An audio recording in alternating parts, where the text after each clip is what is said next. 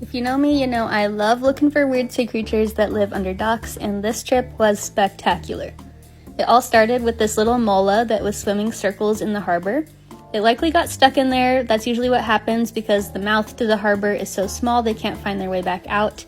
And they do usually become food for sea lions. For some reason, the sea lions like to eat their fins, but I'm crossing my fingers that this one made it out alive because they are such spectacular animals.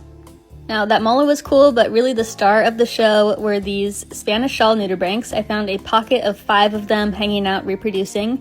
They lay these vivid orange eggs that are the same color as their serrata that we see here. A moment for the green harbor water. I just love that color, and that's also pretty typical around here.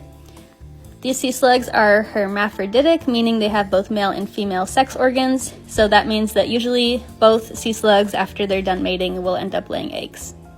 So those bright orange structures coming off the back are called serrata. They help them exchange oxygen and breathe. And then they also have 2 little rhinophores, which are the red structures, which help them sense chemicals in the water. There were other sea slugs, like these opalescent nudibranchs, that were also laying eggs, although they are a lot less vivid compared to the Spanish shawl.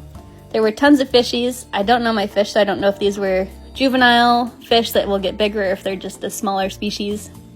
A moment for the kelp, because none of this would be possible without the kelp. They provide habitat and food for all of these animals, so thank you.